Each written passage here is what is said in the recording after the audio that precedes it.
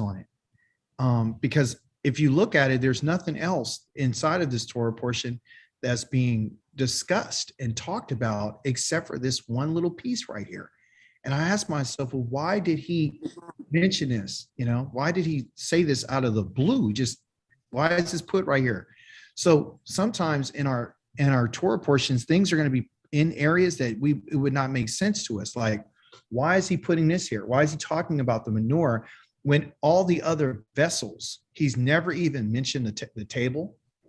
He didn't mention that. He just mentioned the menorah, and how Aharon is the one who's supposed to do this, right? So that has some significance. I don't clearly understand all the way. You got to go through the Torah portion and have to continue to pray and ask God for enlightenment. We know that the Torah represents light. We understand that. We know that menorah had that light on it. There was supposed to be burning and never to go out whatsoever. We know that. There was something that was found in the First Chronicles chapter number 20, which David had a crown of gold that weighed 66 pounds, just like the menorah that they put on his head when he took that and he defeated some in particular king. So that I found that. So I'm still searching for some answers about that. I don't want to make what you would say assumptions, and I don't want to say things that may not be true. I don't believe that we need to spiritualize everything.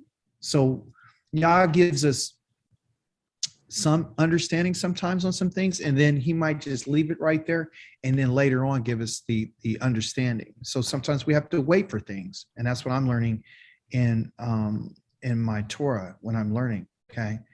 And I want to share with you. All right, so let me go ahead and share my screen with you right quick. And feel free to answer or ask any question that you may have, because it's imperative that we learn from one another and share, these things that Yah has put before us. So let me see right here. That's Deuteronomy. Okay. I'll just go there. I'll come here later because I want to get through the Torah. Let's see. So now our setting again, we're still in the wilderness, okay? That's what this Torah portion is in context, in the wilderness. It's starting in chapter number 8, and it says this. Yahweh said to Moshe, tell Aharon, when you set up the lamps, the 7 lamps they're cast their light forward in front of the menorah. This is what I want them to do. They are to cast their light. Someone left a message. See? Okay. Yeah. Yeah. Thank you, Aki. Then you will know. Yes. Hallelujah.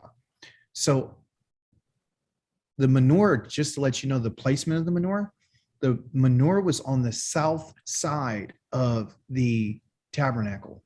So when you walked in from the east, it would be directly on your left-hand side. Okay, so if I'm facing the east right now, it would be on my left-hand side. Let's see. No, excuse me. No, I'm sorry. It would be on the right-hand side. Forgive me. Is that the south? Yeah. If you walk in from the east, it will be on your left. If you walk in from the west. Thank you. Yeah, I'm going to get a little confused here. So yeah. So at any rate, it was on the south side. So all these different instruments or vessels, they have their place where Yah says, this is what I want in my house. This is his house. Okay. This is where he lives. Like we learned, he lives here. So he said, I want the lights over here. I want the table over here. I want the curtains over here. And these are the only people that can come in here. Okay. And so Aaron did this. And what we're going to learn, and if you didn't pick up on this in this chapter, it tells us what Yah told Moshe, and then Moshe would implement it, and then they would do it. This is what you're always going to find. And he said this, and then they did like Yah was said. Okay. Interesting. Then it gives us a description about how it was hammered out and made. Now listen, verse number 5 says this. Yahweh said to Moshe, meaning Yahweh, why do better Yahweh to Moshe? He said, take the Lavaim from among the people of Israel and cleanse them. Okay, so he's going to give him the instructions on how he did this. Prior in our other Torah portions, we learned that they were separated and they took a census of it and found out how old they were and, you know, what the age group was. And somebody tell me, what age did they take the Levim? Was it 25? Well, they're 25 for their service. We're going to get to that. But how old are they that the Yah says that I'm going to count them? How old are they? 20. 20. When they're from what age does Yah start counting them? Truth.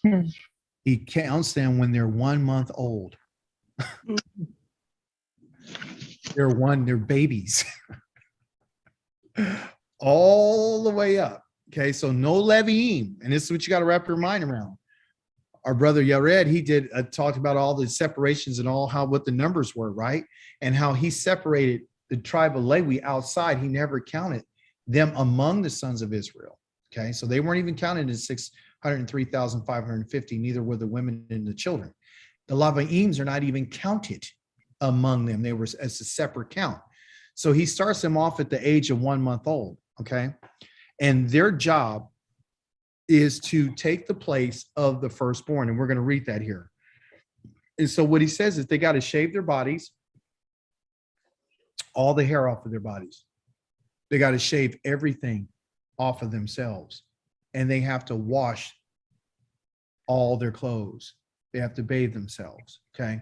He says, you need to go ahead. He says, where he said, 7 says, here is how you are to cleanse them. You're going to sprinkle them with purification water on them. What I found in this word purification, okay, which was interesting, they have the word purification right here. But this word right here for purification is kata'ah. And what is kata'ah?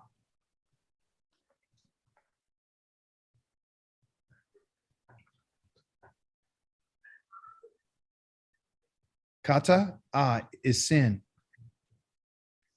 So it's the waters of sin, okay, meaning to purify them, using the word purification. But in Hebrew, it doesn't say tahor. It doesn't say waters that are pure. It says waters that are designated to wash them away from their sin. So the question I have is, what sin? What sin? Mine says water of the sin offering. Yes. Okay, water of the sin offering. That's a better translation. Yes. What is their sin? Being born. That's it. That's it. That's it. Yah has designated this identity of sin to be used for humanity to say, like, this is on you. You have something on you that I need to make sure that I cover, or that it has to be covered. Your humanity as a whole by itself it's sin. You get it through blood. You get it through touching things that are unclean. We get it through again, seminal emission, menstrual periods, all these types of things. Okay, so we could touch something and we become sinful. Yeah. We could do something and we become sinful. There's two ways that you can do this. Okay. One is unintentional, which is just in who you are, right? The other is you're doing something to bring sin upon yourself. So there's different classifications, right? There is no forgiveness and there's no offering for that which is done intentionally. There's no offering for that. Case in point, when Israel made that golden calf, what was the offering?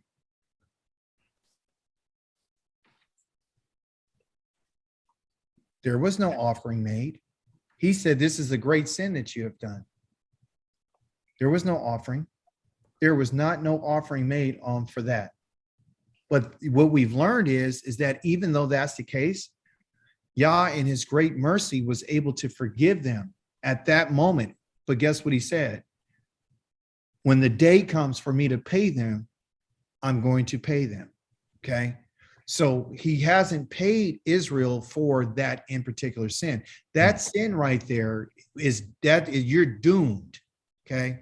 So before I go any further, since I mentioned that, I believe he wants us to look at, so I can make sense of this for us.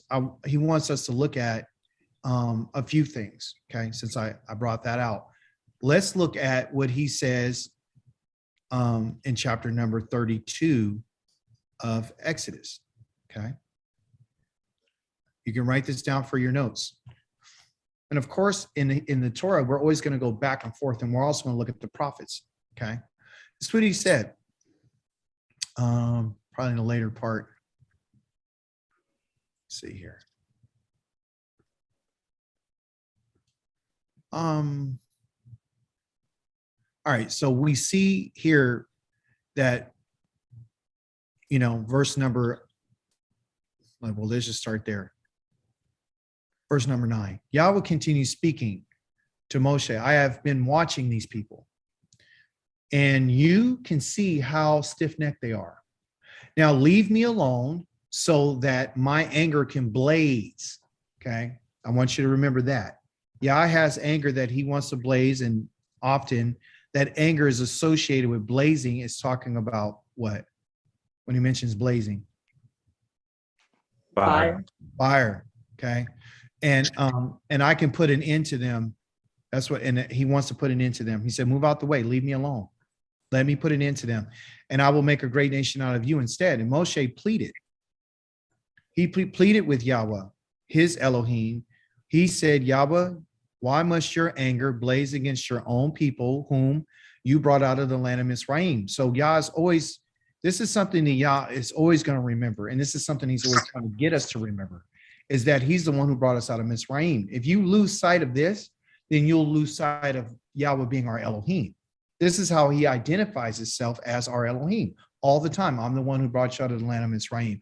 I'm the one who did this for you. I'm the one, my laws, the laws that he's given us are associated with the land of Mizraim. He says, look, I want you to understand that I'm giving you these laws and these orders because you were a slave.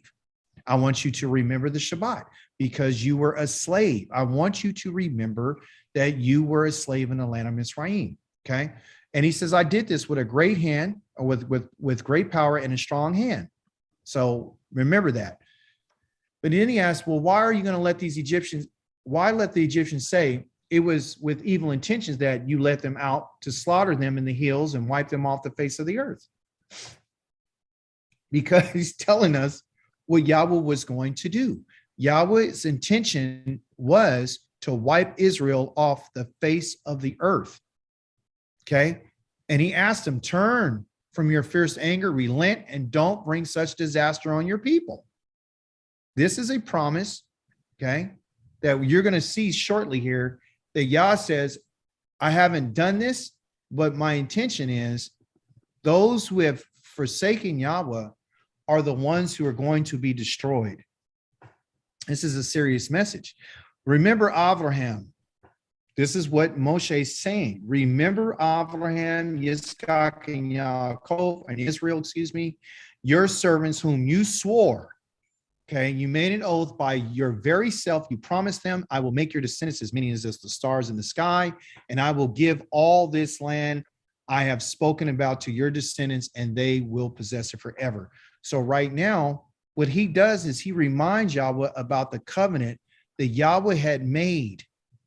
And this is in verse number 13. This is the covenant. This is the only thing that Yahweh has ever promised us. Yah has promised to be our descendants, to be as many as the stars. And Yahweh has promised to give us a land and to be our Elohim. That's the promise. That's the only thing that Yah has ever promised us. And what goes along with the land and what goes along with Yah being our Elohim, there's a lot of other benefits. Like, okay, you get in the land, you get the fruit of the land, you get the seasons of the land, you get the rain of the land, you get the jewels of the land, you get everything that appertains to the land.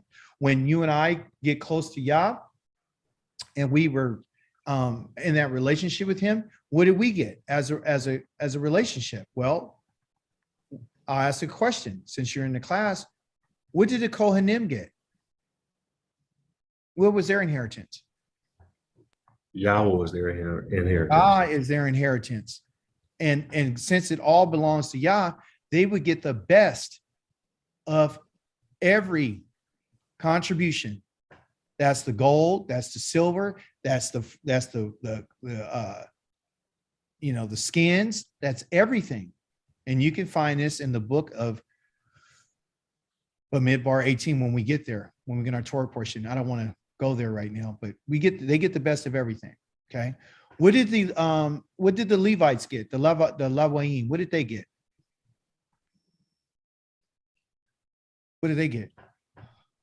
Was it bread?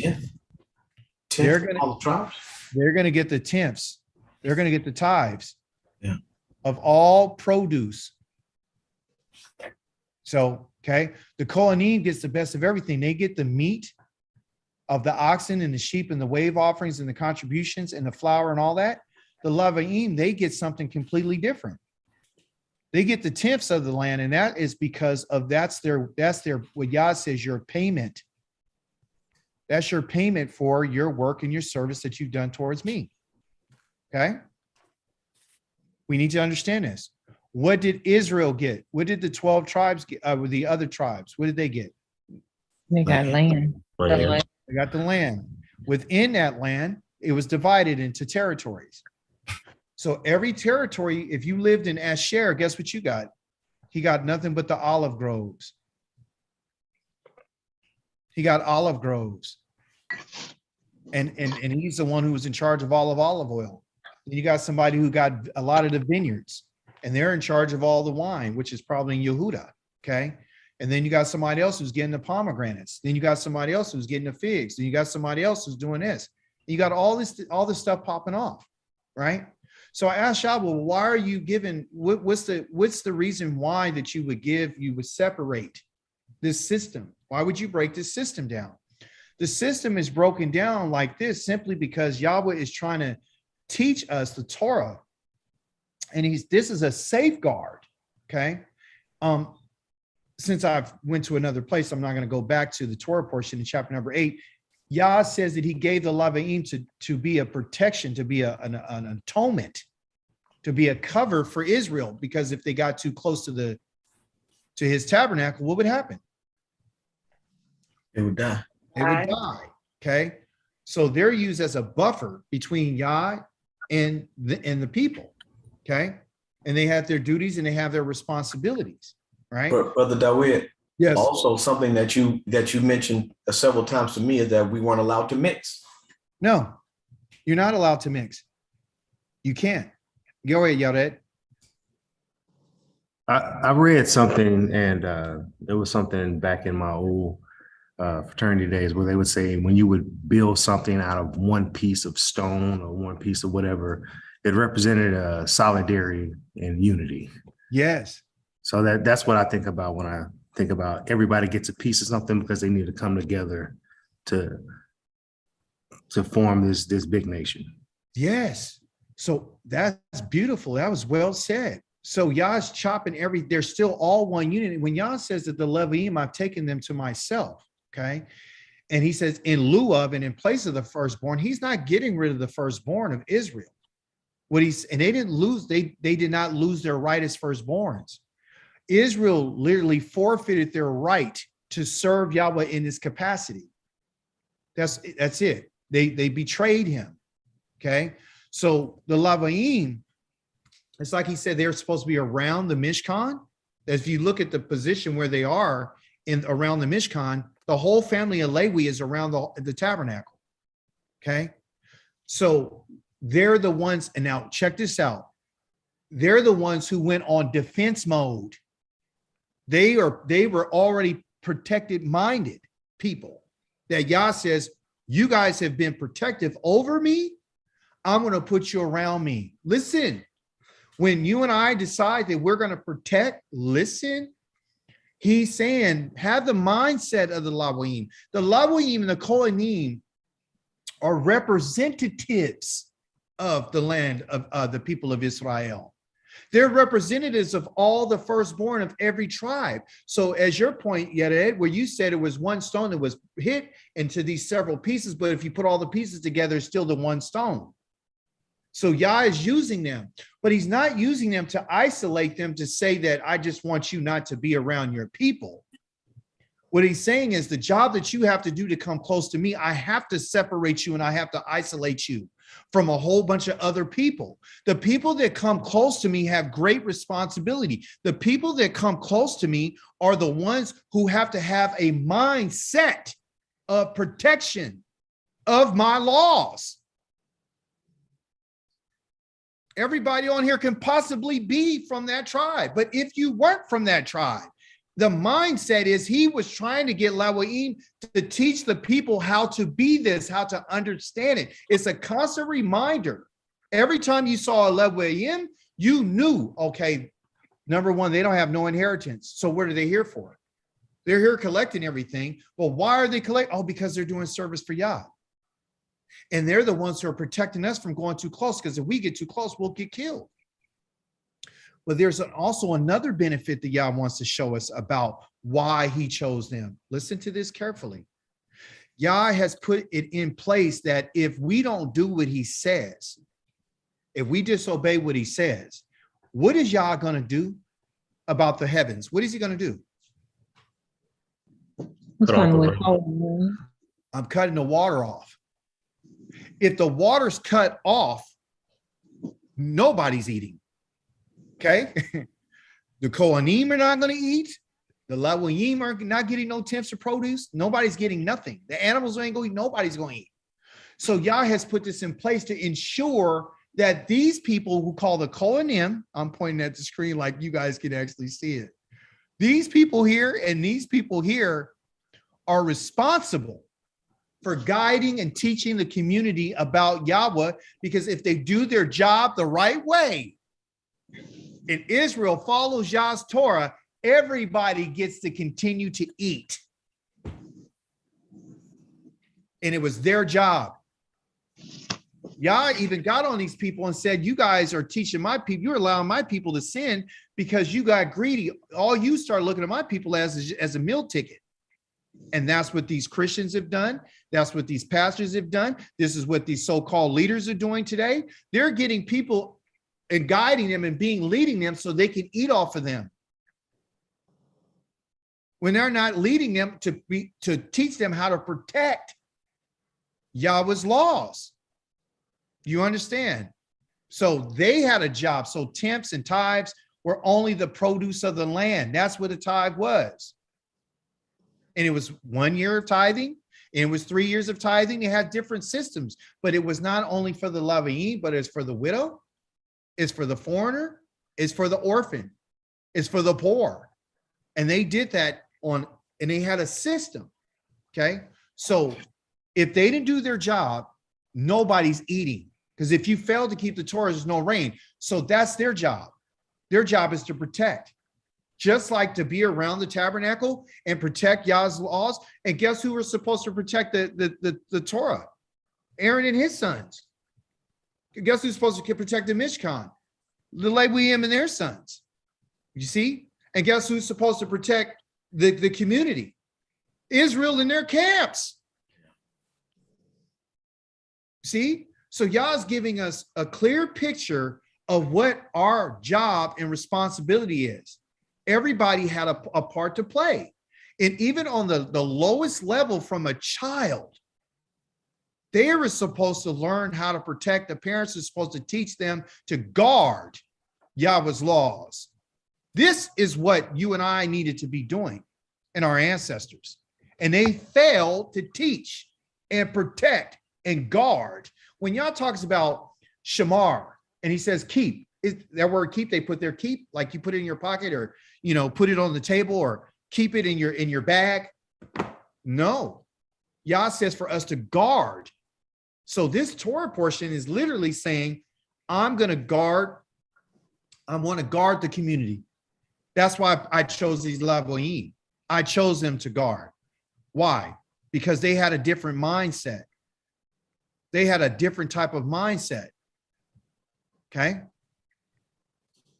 So listen, going back to where we're reading, it says that Yahweh says that Yahweh changed his mind after Moshe said this to him.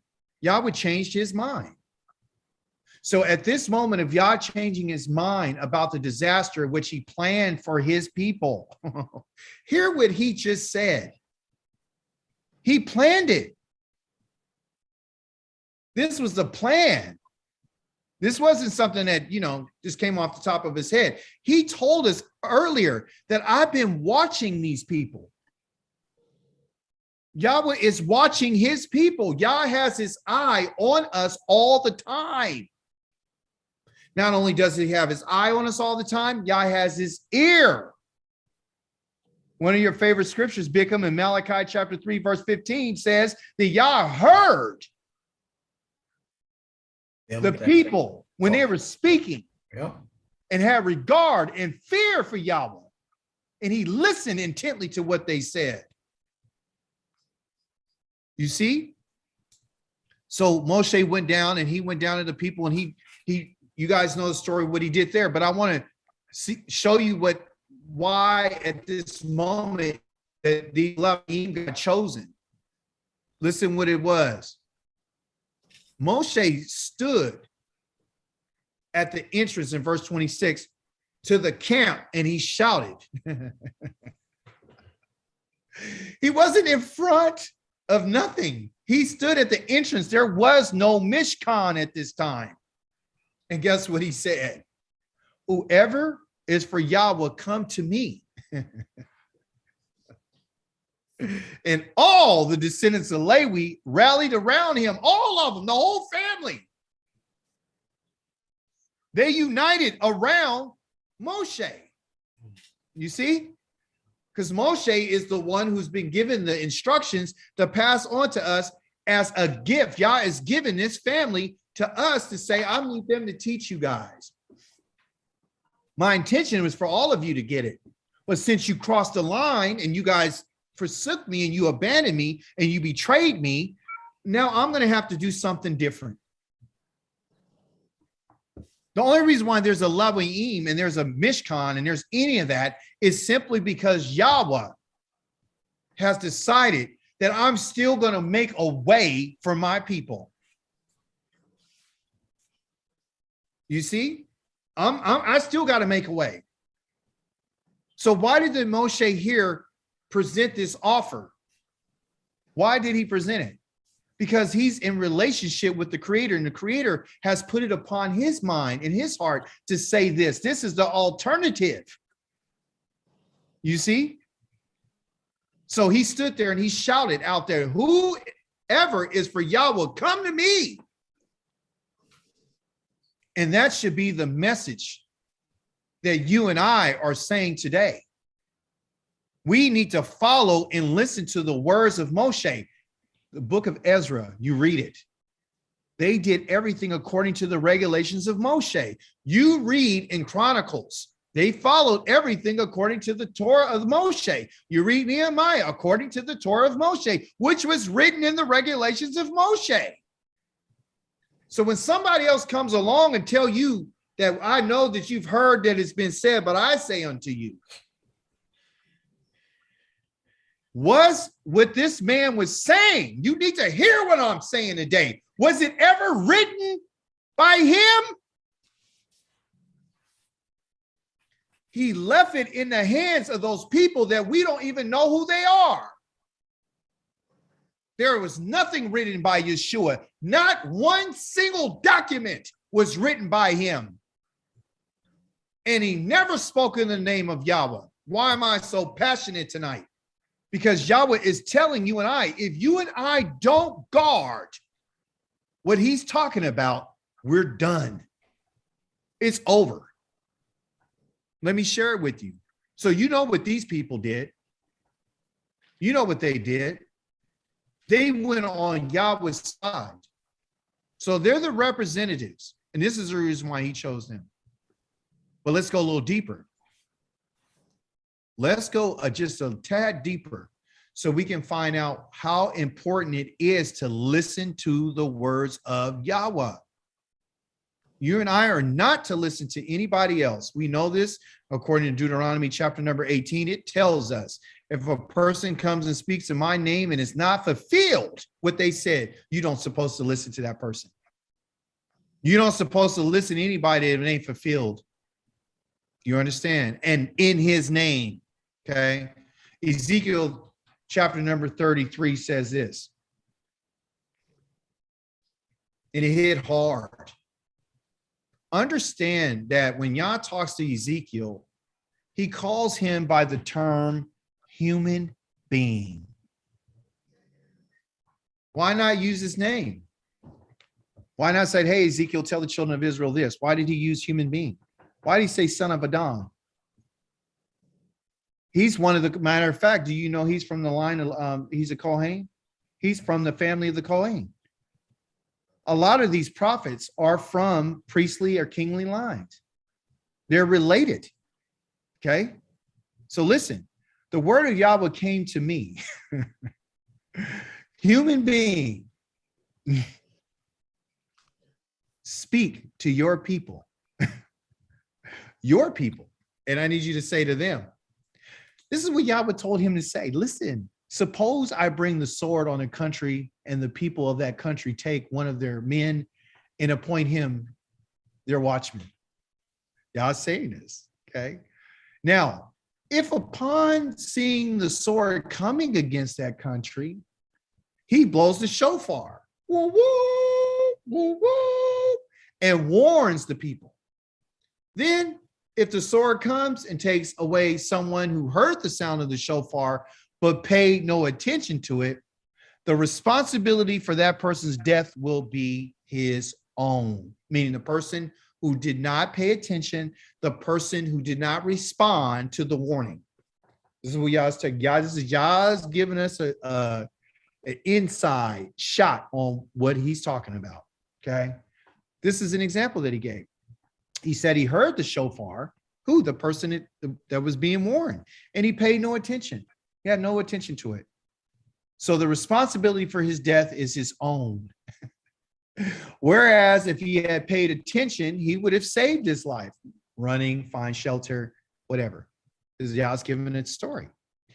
But if the watchman sees the sword coming and does not blow the shofar so that the people are not warned, and then the sword comes and takes any one of them, that one is indeed taken away in his guilt, but I will hold the watchman responsible for his death. Okay? Likewise, you, human being, I have appointed you as a watchman for the house of Israel. To do what? Therefore, when you hear the word from my mouth, warn them for me. Okay, I mention this because I had a situation this week where I had the pleasure of talking to someone from Dimona, Israel, who left the United States here in 1978 and went over with Ben Ami. Now, you guys heard of Ben Ami? Okay. And yes. They started that community. They went to Liberia. They went over to Dimona, where all the Moroccans and the East Africans and all those refugees are. I got the whole story and the whole giddy up. We were super excited about talking to this guy, right? They got a culture out there. Their city's called the City of Peace. They got a whole bunch of kids. Everybody's learning Hebrew. They make their own clothes. They're all vegans. Everybody's just doing, no one's sick, no heart attacks, nothing. There's all kind of women giving birth, babies all the time. Nations just growing. Okay. Sounded wonderful until I asked him a couple of questions. One of the questions I asked him was this. I asked him, I said, hey, what do you guys do about, why you guys are vegans? Oh, because, in the Bible, that's what he used, the Bible. He didn't say the Torah. He said the Bible. The Bible in the beginning of Genesis tells man what the diet is. Okay. And I said, I didn't say anything because I should have, but I didn't. But I'm going to. Okay. Yah allows men to eat meat. Yah allows Israel to eat meat. And he says in the book of Deuteronomy, chapter number 12, You can eat as much meat as you want to and whatever you desire to eat. He says in Deuteronomy chapter number 14, the ox, the sheep, and the goat, you can eat these when he describes the foods that we can eat. So what that told me was that those people over there don't follow the Torah. Not even 5 minutes into the conversation, he tells me he's one of the 144,000. And he says that they're a special prophetic group of people because they're vegans. He tells me that Ben-Ami was coronated as the king of Israel. And I said, does he have descendants? Yeah, but I said, are any of those ruling? Well, do you have a throne? No, we don't have a throne. Because to them, throne means just authority, not an actual throne. They're in the spirit world now. What I'm trying to get you to understand is this.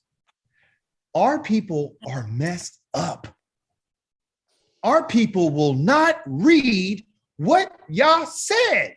When he said that these people are hard-headed and they're stiff-necked, he means it when he says he's going to kill 2/3 of us. He absolutely means it.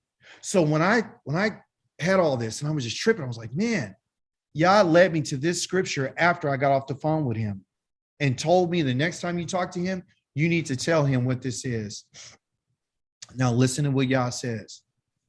Verse number 8, when I tell the wicked person, listen, I need you to warn these stiff-necked people for me.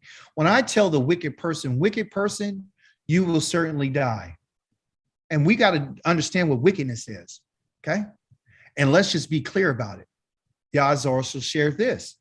Anything that's outside of Yahweh's perspective as being good, which is nothing but the Torah, is wicked. There is no righteousness outside of what the Creator said. Nothing. There's not a word, a conversation, a phrase, a definition, nothing that any man can say that can override what Yahweh has said. The only words that are holy and true is what he said. Not what Ben-Ami say, not what Haile Selassie said, not what JC said, not what the European church fathers said, not what anybody says. You and I are special people, and Yah has shown me that the only thing that's true is what he said. Anything outside of what he commanded the children of Israel is wicked. Proverbs chapter number 28 tells you all day long, anybody that forsakes the Torah praises the wicked. He won't even listen to their prayer. It's an abomination to him if anybody won't listen to it. So Yah is telling us to warn, listen, human being, warn people for me. And he's not going to tell you to keep warning them. You just warn them, okay? So when I tell the wicked person, you will certainly die. I'm not going to sit and have a conversation. You're going to die. If I said that, then I mean that. And you fail to speak and warn the wicked person to leave his wicked way, then that wicked person will die guilty and I will hold you responsible for his death. Listen, Ezekiel was not in Jerusalem when he received this message. Ezekiel received this message while he was in exile with the people of Israel. The descendants out of Yehuda. That's the reason why he's calling them human being. He's letting us know if you're part of Israel, you and I have a responsibility. And it doesn't matter if you did something in the past. If you did something in the past, doesn't mean that God says, well, I didn't know, so I'm off. I can show you right now where Yahweh says that in Ezra, these people married these women from the foreign countries that Yah told them not to. And he says, Yah's angry at us right now. They've been over there married in exile and everything. And he said, he's mad. And guess what? They got rid of those women and their children. You see? And they said, well, let us make an oath and take Yahweh's anger away from us. So what's the point? If you're Israel, the relationship between us and the Creator is different than it is for everybody else. We're bound to the words of Yahweh. So when he tells us, and he ain't telling you and I to go out here and talk to the Goyim. Listen to what I'm telling you right now. The only people that you and I need to talk to is Israel. That's it. Anybody else here in their ear hustling to hear it? Yeah, you can get it too, but this is what it is. You understand? We got to take ownership. We have to protect what Yah has given us. He said, listen, that wicked person will die guilty, and I will hold you responsible for his death. Verse 9. On the other hand, if you warn the wicked to turn from his way, and he doesn't turn from his way, then he will still die guilty, but you will save your own life. You saying I'm responsible? I want to tell you something. The moment that you and I open our mouths with Yahweh's name on our mouth, you're responsible now. You're responsible for the words that you're hearing today. You are responsible. This is not no cupcake, play game, have fun, be religious. No, we're dealing with the creator of the universe. And one of the things that he tells us in our covenant is this: if you misrepresent me, I'm not going to hold you guiltless. I said, yeah, well, you know, I have misrepresented you. He said, I'm not holding you guiltless. You're going to pay for that. Whatever you do, you're going to pay for. You and I have to get rid of the idea that you and I are not going to pay for what we do. You got to get rid of the idea that you're not going to be held responsible for your actions, your manner of life and conduct. You have to get in your head that even the words that you and I speak, we're going to be held responsible for. Every element, every time, every thought, everything is going to come in, because Yah is not going to take no bribes. And he's not going to hear nothing anybody has to say, because that's not who we're dealing with. We're dealing with the living Elohim. When I tell that person something, I mean it.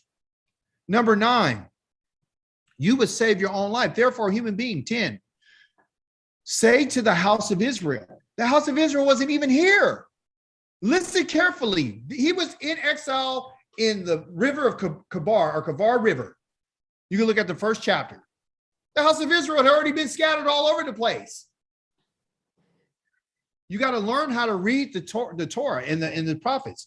He's telling us, human beings, say to the house of Israel, the house, not Yehuda, not who you're in exile with, the house of Israel.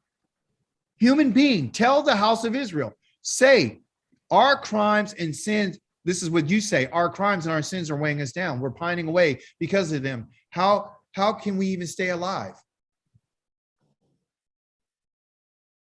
And then he says, listen, as I live, swears Yahweh Elohim, I take no pleasure in having the wicked person die, but in having the wicked person turn from his way and live. So repent and turn from your evil ways. Why should you die?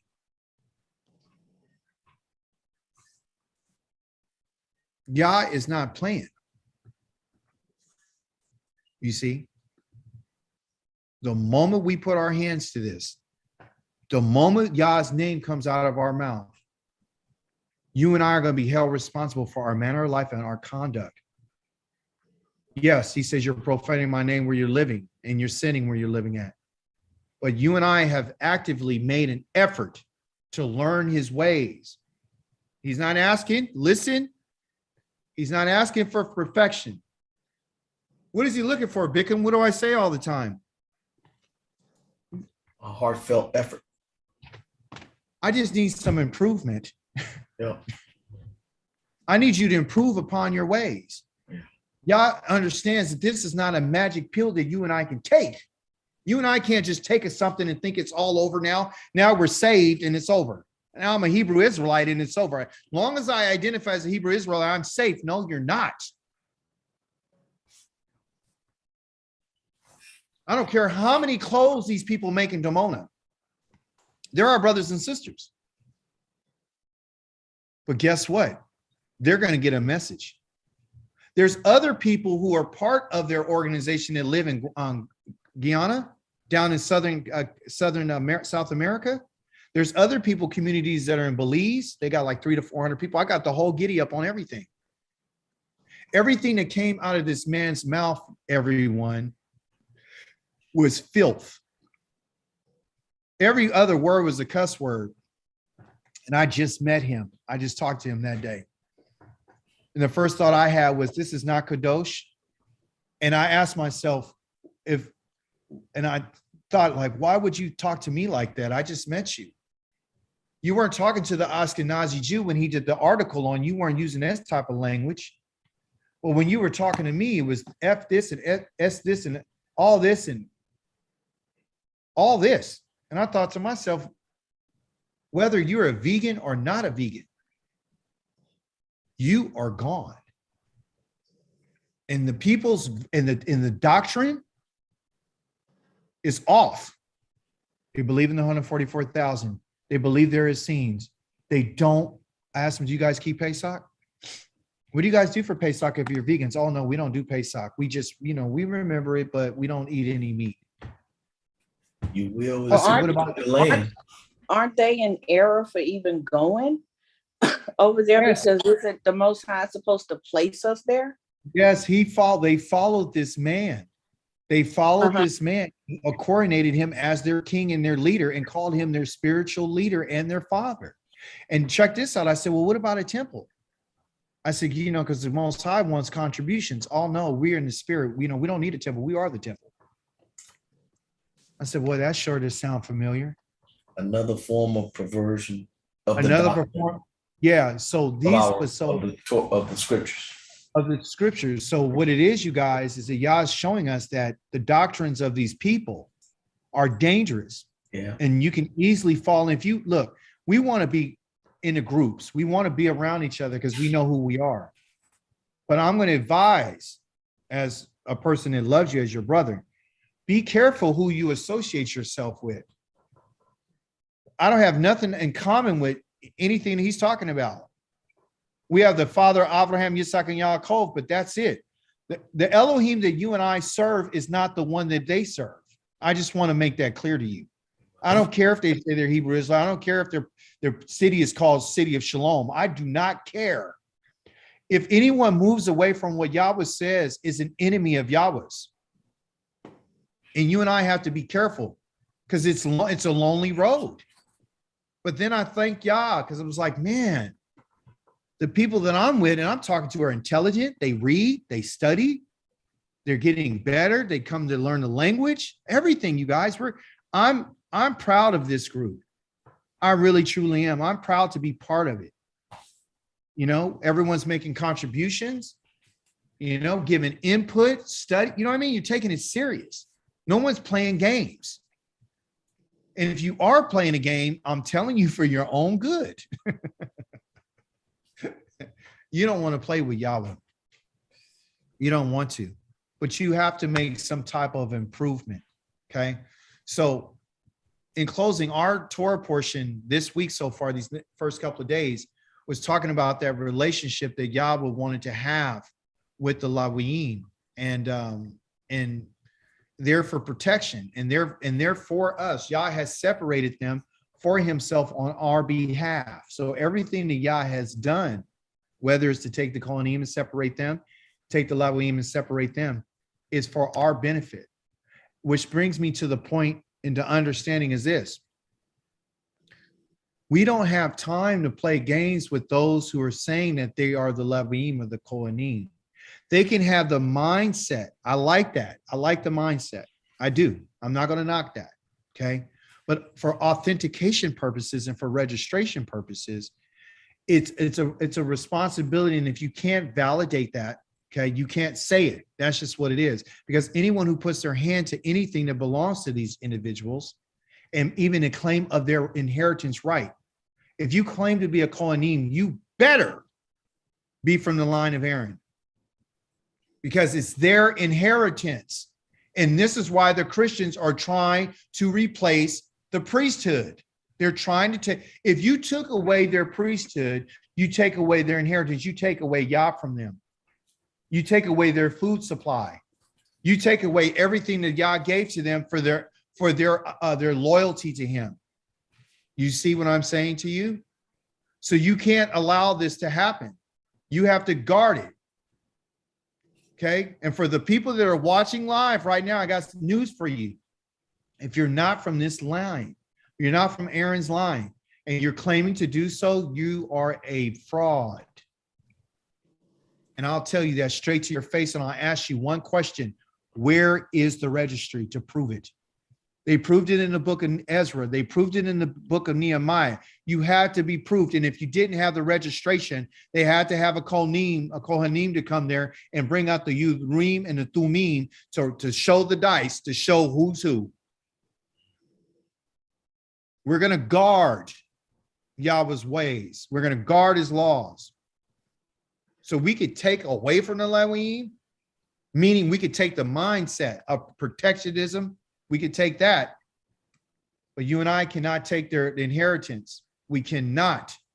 We don't supposed to put our hands on that would belong to them. And the greatest thing that any of us has is our name. Just like this guy out here, Ben Amin, he's dead now. Coronated as the king of Israel. I said, well, what about all the tribes? All the two sticks are gathered. No, they're not. They have not been gathered. This is what you call spiritual games, religious games that people are playing. And they play these games so they can suck people in and get what they want. We got people that we try to join up with their congregation and like be part of the community, and they want to get your tax returns so you can pay them tithes based on your income that you get. They want your tax returns. They want you to pay a. They were featured on 60 Minutes one time. What? This was some years ago. They were featured on 60 Minutes. Oh they're part of the Black Pan-African National Movement. And that's where they stemmed at. They are not, listen to me carefully, and this is just my assessment. They are a cult. They're a beautiful cult of our brothers and sisters. They're in a cult. You see, they believe in the New Testament. They believe that there's 144,000. They believe that because they picked up and went to Liberia and then made their way over into Israel.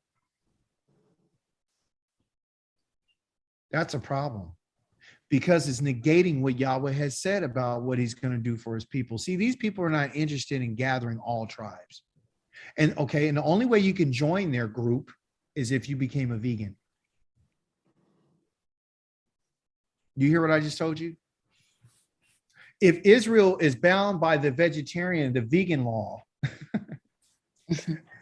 that they created, then when would all people come together? Never. If we're going to listen to the IUIC, the people with the purple, and they just switch their outfits from purple, they got a higher level grade now, gold and some other color. They've elevated. If we don't join and believe what they believe, then you can't be part of that group. And then the people with the red, and the people with the blue, and the people with the green, I mean, they're all over. It's an assortment of colors. That's why I love this group. Because we don't have that. We're dealing strictly with the Torah. So I commend everybody that's online. For you to endure the Torah, it says something about your character. It says something about who you are. And I appreciate you and I love you. And it's not for me. We're not doing this for me. We're doing this for us. We're trying to help each other out. And Yared, I appreciate you, man. When you came on and you did that presentation this last Shabbat, it was awesome. It was great, you know. My wife said, man, you guys look like brothers. Bumping that hair and that beard. Yeah, you know what I'm saying? So great minds think alike. That's why everybody's here, because you are educated. Listen, Yahweh's spirit, and I'll be clear about it, and what he gave to man is intellect, decision-making processes. Yah cannot stand, hear me, stupid people. He condemns the dumb and the stupid and says to them, you stupid people, you foolish people, you do not even know how I work. See, but I'll get in trouble and be called arrogant because I said somebody, God don't like dumb people. He doesn't. He doesn't like anybody that's not going to listen. The first thing that you and I can learn is to what? Listen. The fear of Yahweh is hatred of evil. I hate pride and arrogance and evil ways and duplicitous speech. That's the fear of Yahweh. And hatred for us is I don't have an emotional, oh, I hate it. Emotional is not going to get us nowhere. Yah says, I need you to put separation between you and that which I hate. The fear of Yahweh is inclusive of putting distance and space between you and evil, and you and pride, and you and arrogance and evil ways and duplicitous speech. And I got news for you. It's not talking about anybody else. It's talking about you. It's talking about me.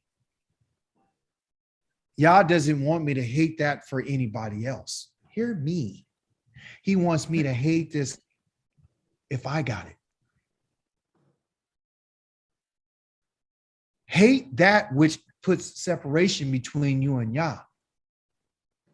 Because if you don't hate evil, you don't fear Yahweh.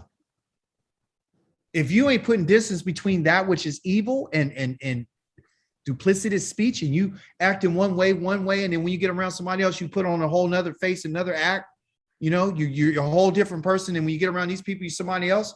Or you're so prideful and so arrogant and you're so self-important that you can't tell Yahweh's message because you have some fear of losing a relationship with somebody. And Yah says, I told you, I instructed you, human being, if I sent you to warn my people. And he's not talking about one individual. That's what everybody thinks. He's just talking about the prophet Ezekiel. Ezekiel didn't have access to the whole entire house of Israel. The house of Israel is reading what Ezekiel said. But also, too, it's incumbent upon us for you and I to have the mindset to guard what Yahweh says. And if you know somebody's around you that's wicked, you give them the one warning and ask Yah to give you the words to speak to that person. And let them know that, guess what? That behavior and that conduct right there, it's wicked and it's evil. And Yah's going to destroy you because that's what he said. I love you, but I'm going to tell you what the truth is. I'm not going to hold back. Christianity has given us the appeal of sleepiness and being dumb and acting like we don't know nothing and we don't want to put the judge's robe on and nobody want to say nothing. No, no, we got to warrior up and we're going to have to do what Yahweh says and we're going to have to hate evil about ourselves and we're going to have to warn people because guess what? When Yahweh shows up, everyone, what are you and I going to do when this great fire comes? And you're over there looking at your friend that you love and you didn't say a word to him. You didn't say one peeping word. Everybody that I know, they know that I know because I tell them. I introduce them to it. Not in a very hard, brutal way to say, hey, look, I did this because I found out that I was wicked. Use yourself as an example. I was wicked. Our ways are wicked. Our ancestors betrayed our Elohim. And I'm just going to tell you this. I'm going to tell you one time. We have to turn back. We have to turn back to him. Because if we don't, Yah's going to destroy us. That's what it is. That's what Yisrael's job is to guard Yahweh's words. And guess what? Also, to make you feel better about it, he said, I don't have any pleasure. And if you want to be safe and you can't say anything, just send him a text over with that scripture. gave them the warning. I'm not responsible for if they understand it. I just need to say it. That's all. So send out an Ezekiel chapter 33 packet. Any questions, contributions, additions, subtractions?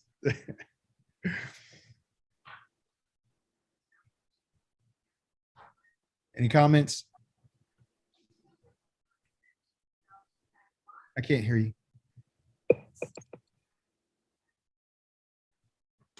All right. Well, shalom to every last one of you, and Lila Tov, and I'll see you guys on Yom Kamishi. Shalom, T. Lila Tov. Toda Rabba.